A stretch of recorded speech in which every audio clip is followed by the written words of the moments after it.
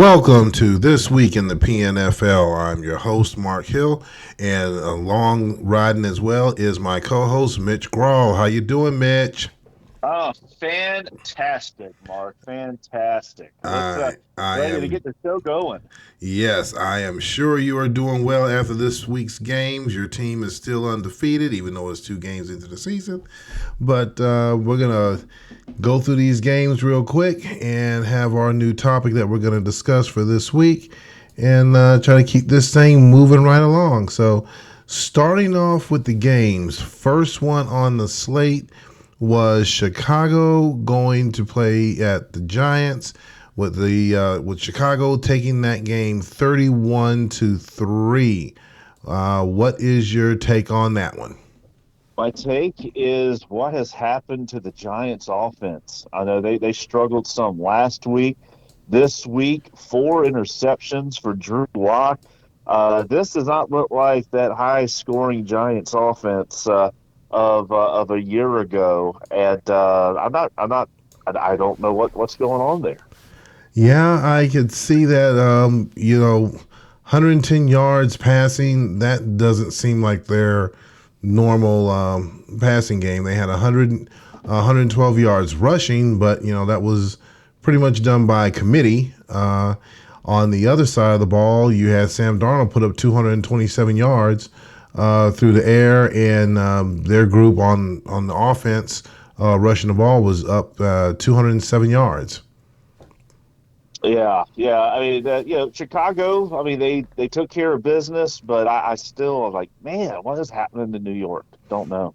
Yeah, they have to get some things going there before the next game coming up. So they got the week to get everything straightened out. So Yep. next game, uh, going up against the commish.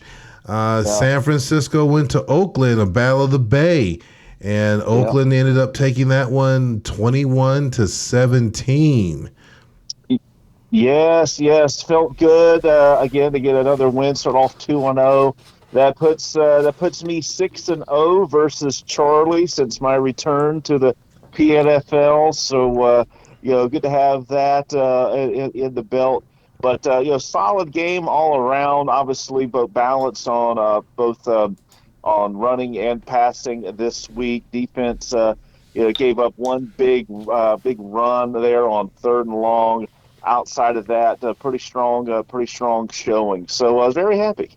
Oh yeah, definitely. Your team, the game was a pretty good game, but definitely you had the edge on him, and definitely pulled out a good win. I saw your completion stats was at 63% versus 58. One thing I always look at is a time of possession.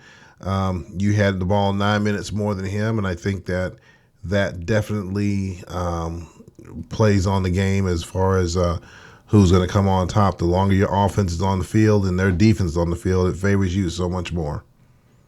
Absolutely right. You're absolutely right. Love that. Love keeping the ball and outscoring the other team. Hey, that's the way that you keep that yeah, that's the way you keep the other team, down. You keep their top players off on the offense, keep them on that sideline. That's right. Next game, Green Bay at Washington. Washington took that game 20-10. Yeah, I tell you, I know the coach for Green Bay. I know he was upset that his kicker missed a kick from inside the 5 yard line, and so I'm sure that he'll be looking to find something there. But Washington took care of business, held the Green Bay down. Pretty, pretty lethargic effort there. I will say that I can't pronounce his name. Ogu Banawali had a big day. A big 57-yard run for Washington. Murray about 300 yards. So they took care of business. Oh, most definitely. And Jerry is continuing to keep doing what he always does with his team, just keep him moving in the right direction. Definitely is going to be, up there in that upper tier as the season goes along. So, yeah, those teams out there in his division is going to have some work cut out for him. He's he's doing pretty good so far this season, and I think he's going to continue to keep progressing in a positive direction. Next game, New Orleans goes to Anaheim, and the Saints walk away with that one. Barely, but hey, a win's a win, 20-19.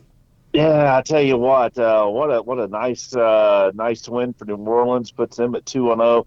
Anaheim rebounding, just short. I tell you what though, I don't know if you remember from last season, but Coach Brian there, he definitely was able to get Haskins back on track. Last year he won a few different Player of the Week honors as quarterback there.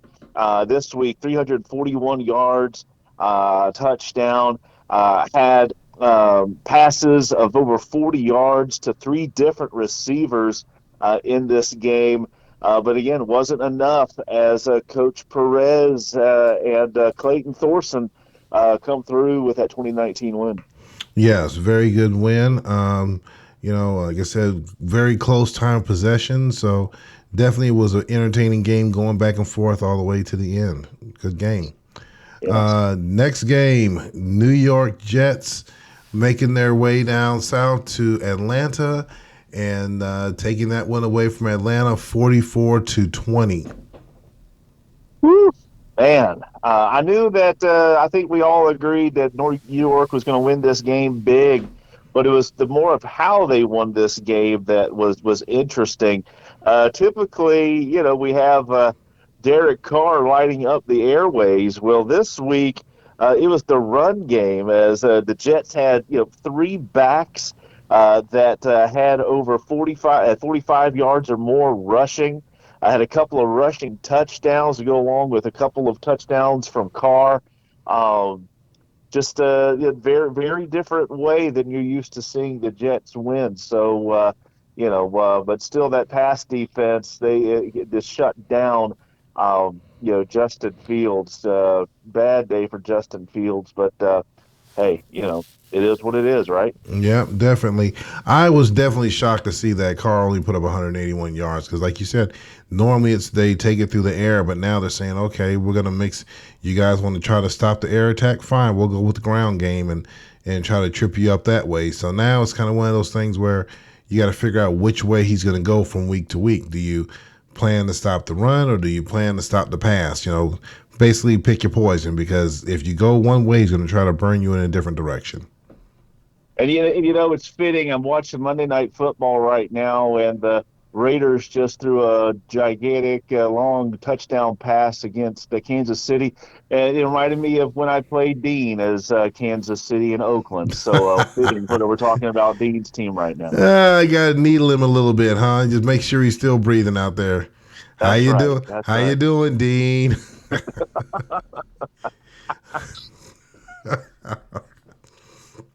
So next game, moving on, we have New England with Coach Stephen Moskin going against playing in Detroit, and Detroit is taking that game with Mr. Bloomer taking it 19-11.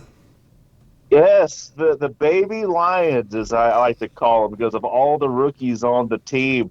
Another big win, or another win there. 1-1, even up their record after a tough loss last week against Washington.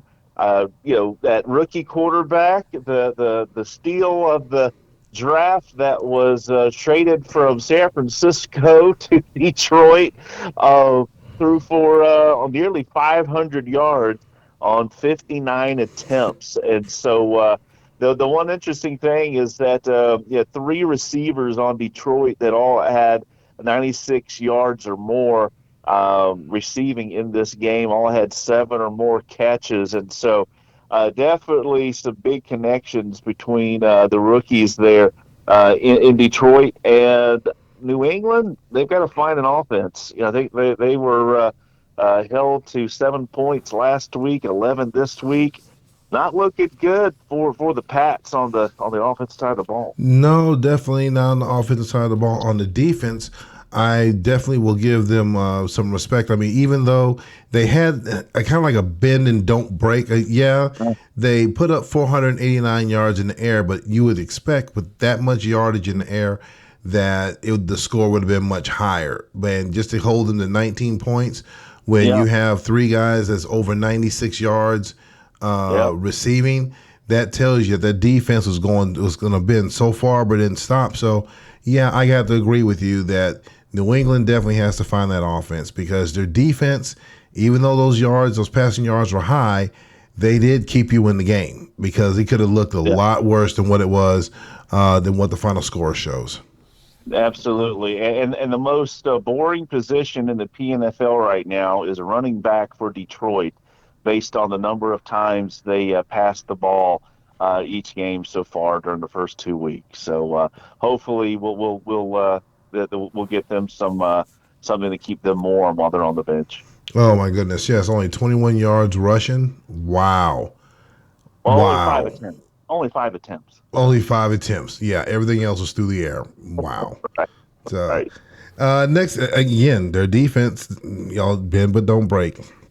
Yep. Uh, Next game, Jacksonville went to Indy and happened to take that game from them, 19-13.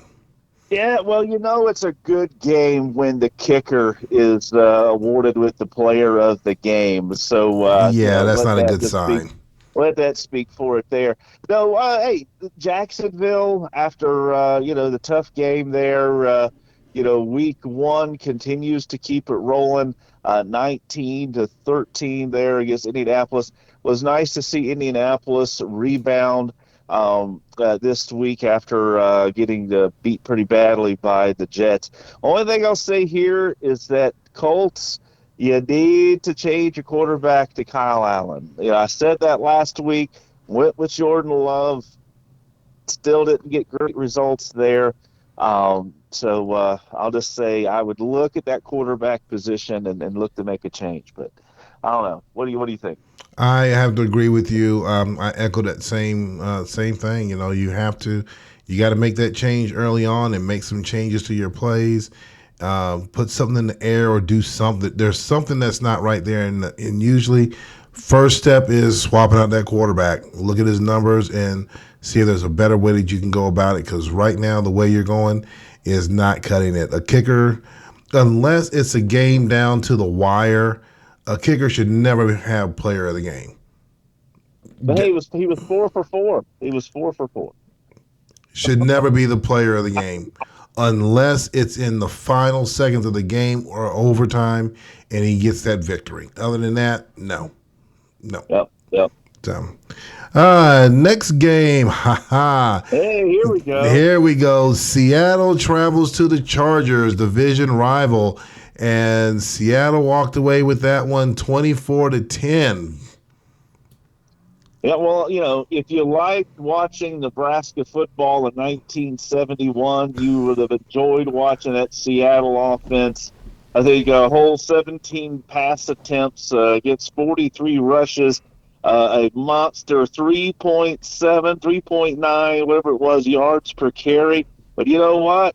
That led to a 14-point win. So who the heck cares, right, Mark? Pretty much. Who cares?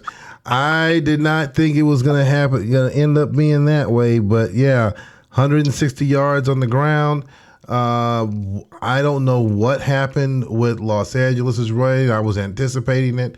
14 carries for only 18 yards. I mean Well, they were never on the field. They were never on the field. well, that too. 37 minutes for Seattle and 22 minutes for Los Angeles. Hey, that's perfect. The best way you can beat a team is by keeping their offense on the bench. So, hey, I have no qualms with that whatsoever. If I could do that every week, not that I'm tipping anything off to anybody, as long as your offense is on the bench, I'm doing good. Yeah. So I got to write that note down for when I play the Jets. Yes, I'm trying to climb that mountain. Just got to keep that offense on the bench. Got it. Yep. Yeah. All right. Yep. Next one, Denver at Minnesota. And Oh, yes, Mitch Trubisky's up there again, and Denver walked away with a 21-17 win. oh man, I felt awful. I think there was some sort of miscommunication, with the Vikings there at the end of the game. They had a chance to at least throw a Hail Mary to try to get a last second win, but somehow or another that play got miscommunicated, and the quarterback took a knee. In the last play of the game, and so I was like, "Oh my goodness, what horrible, horrible."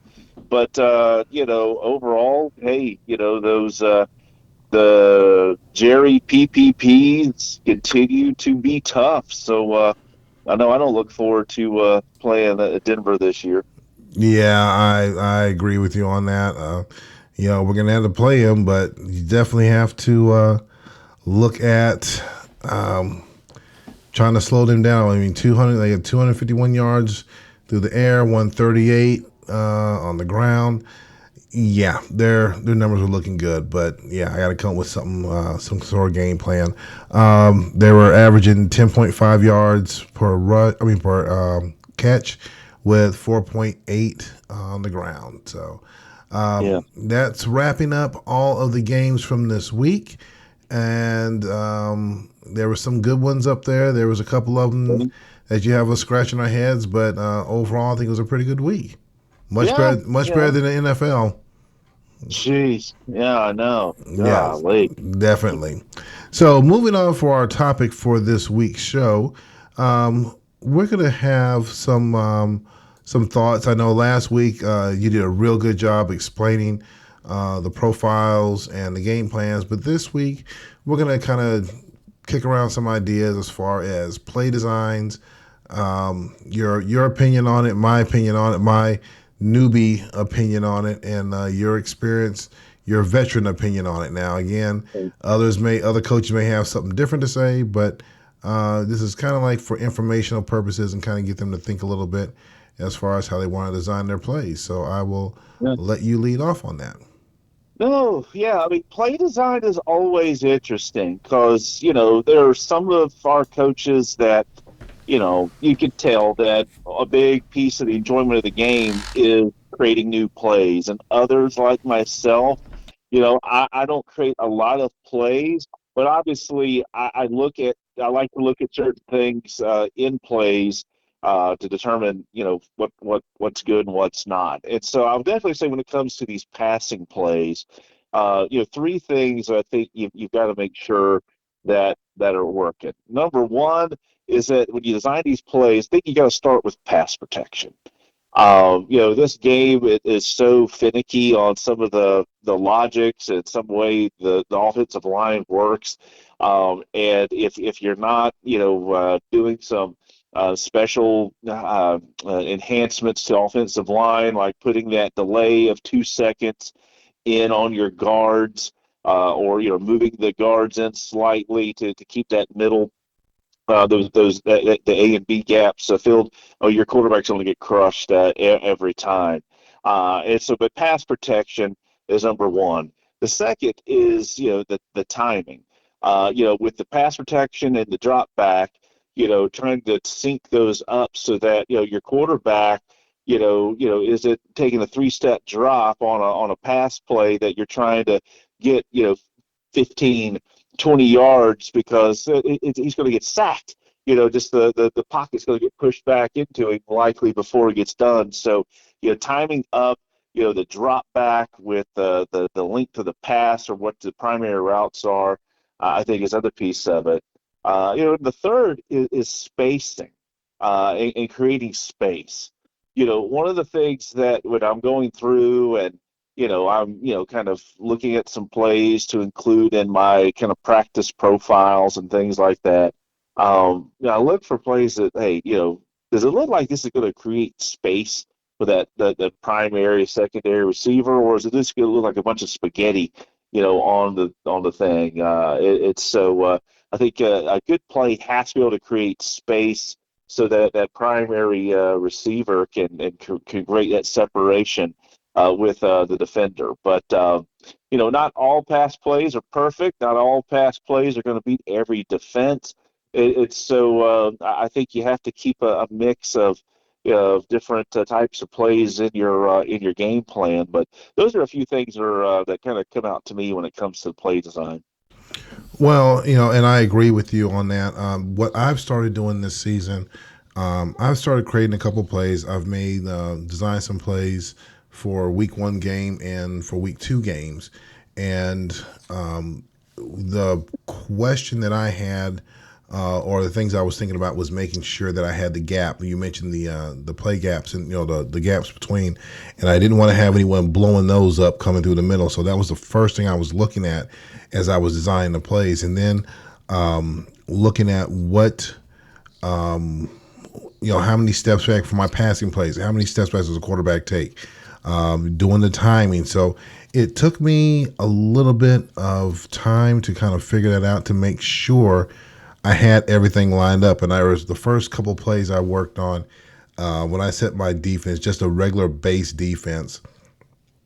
Good thing it was just practice, because my quarterback was getting blown up every time, and my running back was getting blown up every time. I'm like, okay, Yep. let me take a look at this. So I happened to look at one of the other plays that we're running in the league right now, and kind of look at the play logic and saying, okay, how can I mimic this play logic to run a certain route, or to have enough space in there for my linemen so they can at least have a 0.2 second delay, and then they can get into their blocking scheme, or the quarterback can take do a fake throw, and then or a fake handoff, or whatever the logic is that I was looking at. I can't remember what it was on that one play that I designed that actually served me kind of well. I think it was first game against you. Uh, it was one of the running plays. So just kind of looking at that type of logic and seeing how I can mimic that and continue to go forward. So as I do this, it's it's a learning experience for me, but for me, I had to make sure that I went through and practice, try it with different defenses, just to make sure that I don't plan to stop one type of defense only to get blown up by another one, because you don't know what the other person's going to call or how it's going to come down. So that was my thinking on it, and I'll be doing that again this week. No, I think you make a great point there. Is that you know you said looking at some other plays to get some ideas. I mean, I'm just going to say it right now. One of the reasons why I don't spend a lot of time creating plays is because we actually have a lot of good plays already in the play pool.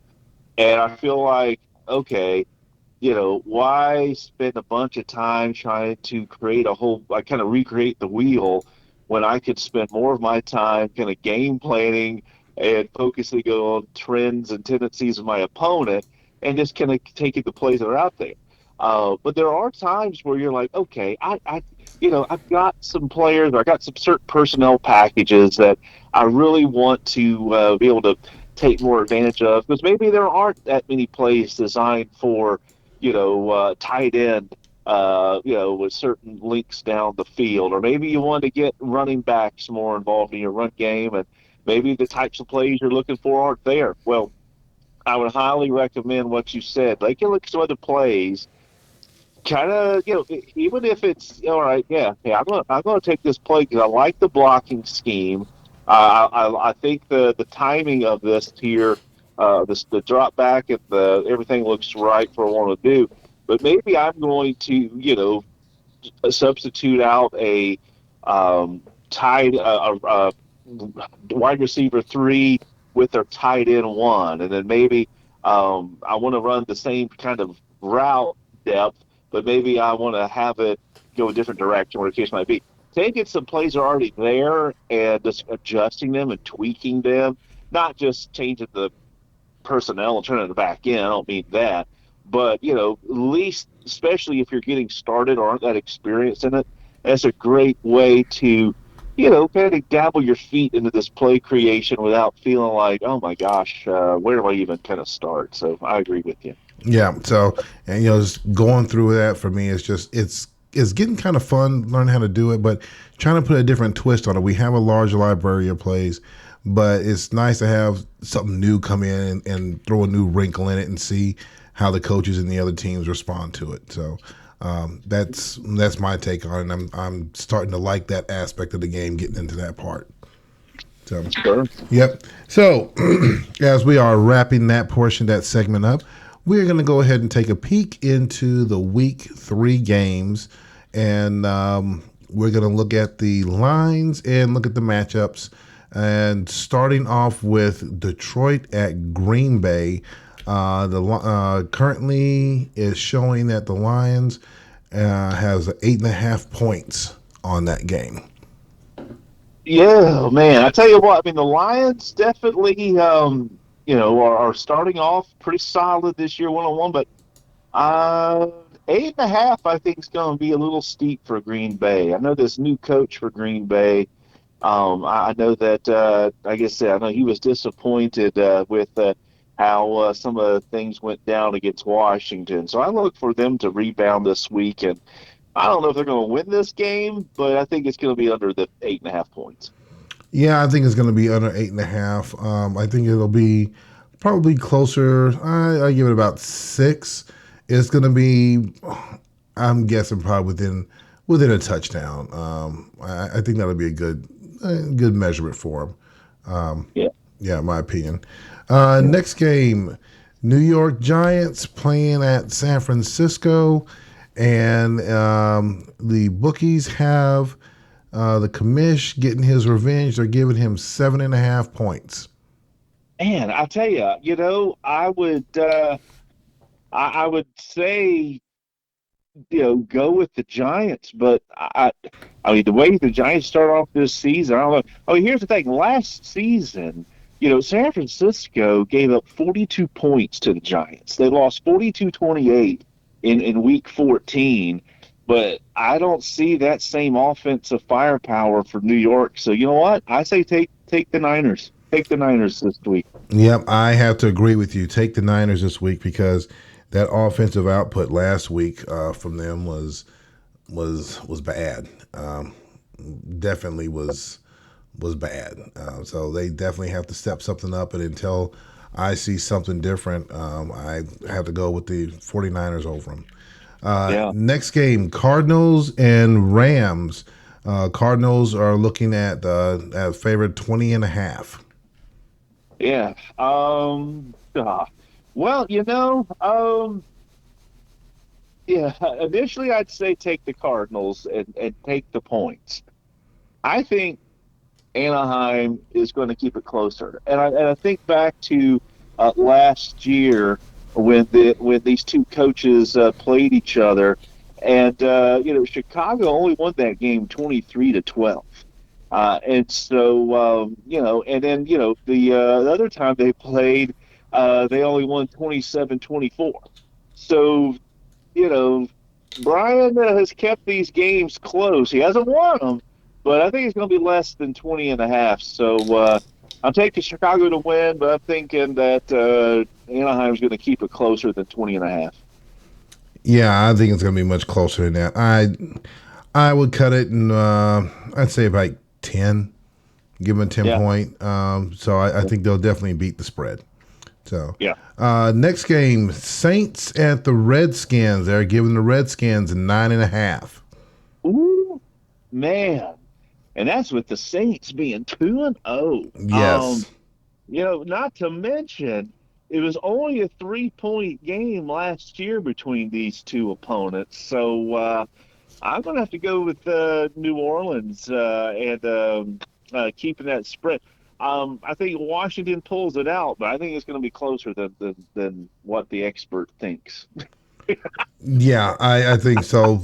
Basically, with the two games that they're winning right now, I mean they're playing some good ball. So I would, I'm gonna go with the. You know what? I'm going for the upset. I'm taking the Saints. I'm All gonna go for. I'm right. gonna pull the upset. Go for the upset. Hey, they started scoring points this year, and that was their problem last year. They couldn't score. Exactly. So, Yep, that changed the yeah, whole thing. So, yeah. next game, New England Patriots going to the Falcons. They're giving the Falcons 6.5. Uh, man. This one here, if the Patriots, which the Patriots might get well on offense, because the Dean teams sometimes have trouble playing defense sometimes. But I'm taking Atlanta in this game. Um, I'm going to take Atlanta in this game. I'm going to throw Dean a bone. I'm gonna say Dean's going to pull this one out. I mean, he won by 13 last year against Mox. So we'll see. I'm gonna flip on that. I'm gonna go with the coach from the north, from the Canadian territory. He's gonna bring that Canadian CFL blend with Toronto Argonauts mixed in with the New England Patriots from our league, and I'm gonna give it to Coach Mox. I'm gonna give him the win on this one. Um, You know that what? Maybe that's the. You know what? I think that's probably the problem. He punts on third down. He's forgot that it's American rules. Oh, is that true, That's what Coach? it is. Hey, Coach, if that's true, you can reach out to us and we can kind of let you know that on third down you're supposed to pass or Yeah, yeah. run. Can't He's punt it. punting. Yes, yes. That's right. And you Yeah, got in the motion. When players are in motion, it's a little bit different down here yeah, south of the yeah. border. That's right. That's right. I'm picking the Patriots in an upset. I'm gonna take them for an upset this week. That's All my right. second one. There you go. Next game, Jaguars and the Jets are giving the Jets 17.5 over the Jags. Oh boy. Well, if you look back at last year, New York beat Jacksonville by 17 in week 4. They beat them by 6 in week 8. I'm thinking this is going to look more like week 4. I'm going to take the Jets. I'm going to take the Jets, and I'm going to leave the points the way they are right there. The Jets are the Jets. So until anyone can bloody him up in the nose a little bit, they're just going to steamroll like they always do. So I'm going to stick with that as well. So Yeah. next game, Vikings going against the Broncos. Vikings at 6.5. I think the Vikings tighten up the play calling mechanism there with between the quarterback's helmet and the booth, and I think they come through and they pull out this victory on the road. Yeah, I'm gonna give that to them as well. I think I'm gonna give them. I'm gonna give them. Yeah, I'll keep the spread. I'll keep the spread 6.5. I can go with that. Yep, I agree. All right. Yep. Next game, second to the last game of week 3, the Raiders going against the Yeah. Colts. They are giving the Raiders 14.5. Well, I think this game is more of a pick 'em. I never take my opponents lightly, Playing and possum, huh? Oh, he's so playing possum, guys. Coach Hoover beat me in Week 16 last year, and kind of screwed up my playoff my destination there for the playoffs in the first round. But I think I'll be better prepared this time, ready to roll. So I'll take the Raiders. Okay. And the last game of week 3, it's a home and home game, if you want to call it that, like they do in hockey. Yeah. The Chargers this time they are coming to Seattle. They are coming to the Hawks nest. What is your take? Well, my take is this. If Seattle doesn't create a little bit more variety than the 1971 Cornhusker offense they ran this past week, I think I know what LA's going to try to do. So I will say it'll probably be close, and hey, I think he'll make some adjustments. I think you'll pull it out at home. All right, yeah. So yeah, I didn't. You're mentioning the Cornhuskers, and I'm thinking a couple years ago, Army. West Point, they used to just, I think one season they ran the ball pretty much the whole season, barely threw a pass. And when I saw it, I'm thinking, darn, I'm a Yeah. military vet. I'm definitely an Army vet right there Yeah, because I'm yeah, playing you ball look just like like the Army. military academy offense out there this past Ex- week. Yeah. exactly. I was playing like Army. Air Yeah, Force, they I tend think at to. one point, well, I think at one point you just went into a straight wildcat formation, which I didn't even know you could do with this game. But anyway, You're welcome. But yes, we definitely got to kind of spice it up a little bit because I'm almost certain he didn't. Well, clearly he didn't see that one coming. So I gotta find a new wrinkle and a new twist on that one. So. yeah, Definitely some great games coming up this week. We picked a couple of upsets, and we're going to see how this thing comes out. So I think we're going to be doing pretty good on that. So yeah, as we come to wrap this up, as you guys know, we're trying to keep the format a little bit shorter because I know you guys want some little shorter time. We can prune on a little bit, but we're going to try to keep it compact for you guys. So a little small bites for you guys, and then head out from there. So as we come to wrap up this week's show, I'm your host, Mark Hill, with the great co-host beside me, Mitch. And you want to go ahead and take it home? let's get it.